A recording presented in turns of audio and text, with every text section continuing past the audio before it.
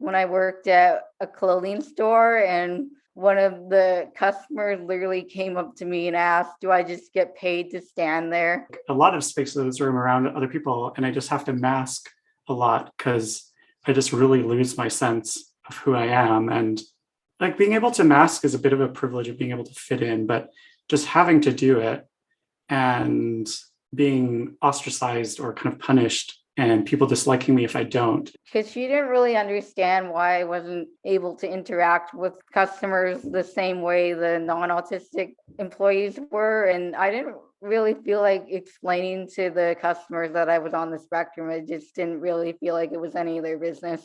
That really hurts because it feels like people are not liking my true self and liking this other version of myself. And it's just exhausting to like maintain like that. Every autistic is different. There's no two people the same. See, my needs as an autistic person would be probably very different to another person, and also try to accommodate each person the best you can.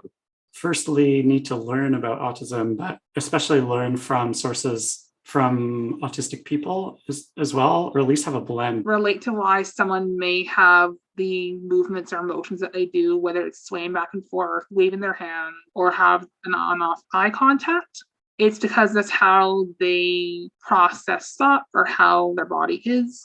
It can support me specifically by letting me kind of do things at my pace and letting me use my tools and, being able to turn down the lights. Support me by being able to let me use my AAC app or my communication cards when I'm having difficulty speaking. When I say I need space or I'm putting up a boundary in some way, for the other person to say, okay, I understand, I respect that, instead of why.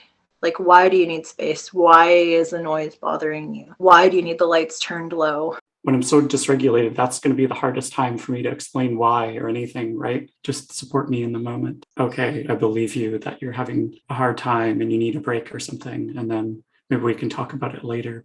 It can be really hard to open up about this kind of stuff. So when your first initial response from someone is invalidating, then you're not going to want to continue opening up to that person. And if you're not going to respect their needs and wants right off the bat, then they're not going to continue communicating those things with you. On a social level, people can be honest and direct with me. I hope I can be that way with them. They can support me by letting me know if I have caused them some kind of issue, and I would do the same for them. Listening is a huge thing.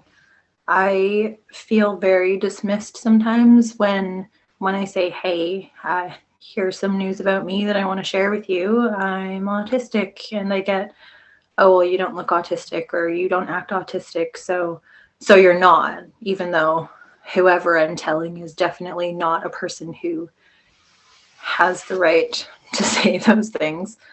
It can just be really validating for someone to say, yes, I understand. Can you tell me something that I can do to help better support you? I want to be treated like an autistic person because that affects everything I do. And it's not something I think is an inherently bad thing. Yeah, that makes it feel really simple. Like, I just want to be treated like an autistic person, and I'll treat you like whatever identity you are, right?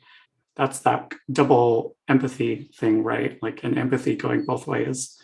It just feels a lot really one-sided in life a lot of the times. Like, I have to empathize with people to survive, and they don't have to empathize with me as an autistic person. A safe space for me is definitely a place that is welcome to everyone. Non-judgmental. Allows them to be themselves. They go about their own thing and they don't make fun of you. It often means being with other autistic people, or ADHD, at least, like neurodivergent people.